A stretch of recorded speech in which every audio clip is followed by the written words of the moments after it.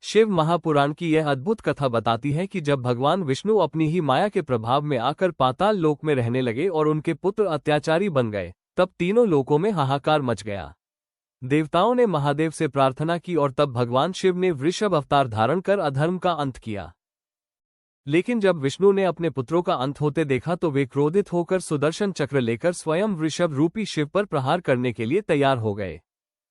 आखिर क्या हुआ उस दिव्य क्षण में? क्या सच में विष्णु और शिव का युद्ध होने वाला था? जानिए शिव महापुराण की यह रहस्यमयी और अद्भुत कथा।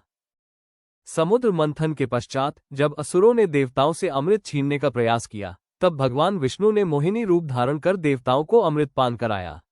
असुर पराजित होकर पाताल लोक में छिप गए। किंतु कथा यहां समाप्त नहीं हुई।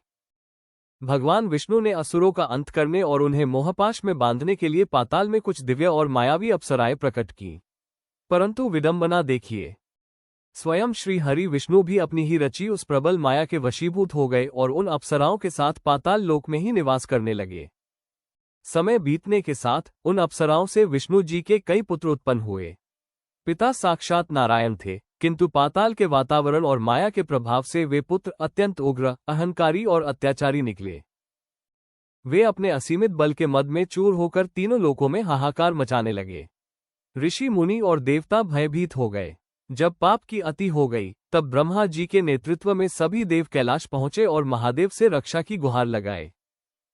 देवताओं की करुण पुकार सुनकर भोलेनाथ ने एक ऐसा रूप धारण किया जो शक्ति, स्थिरता और धर्म का प्रतीक था, नीले वर्ण का विशालकाय वृषभ। उनकी देह नीले तेज से दमक रही थी। गर्जना, उनके खुरों की थाप से धरती फटने लगी और उनकी डकार से पाताल लोक की दीवारें कांप उठी। उद्देश्य, अधर्म का नाश और नारायण की चेतना को पुनः जागृत करना। महादेव का यह वृषभ रूप सीधा पाताल में उतरा। वहां विष्णु के उन उग्र पुत्रों ने वृषभ पर प्रहार किया, लेकिन शिव की दिव्य शक्ति के आगे वे तिनके के समान बिखर गए। एक एक कर महादेव ने उन सभी का अंत कर दिया जो धर्म की मर्यादा लांघ रहे थे। अपने पुत्रों का अंत होते देख माया के वशीभूत भगवान विष्णु अत्यंत क्रोधित हो गए। उन्होंने अपना सुदर्शन चक्र उठा लिया और वृषभ रूपी शिव पर प्रहार करने को उद्यत हुए। तभी एक क्षण के लिए समय ठहर गया। वृषभ की आंखों में समाहित अनंत ब्रह्मांड के दर्शन करते ही विष्णु जी के भीतर का मोह छिन्न भिन्न हो गया।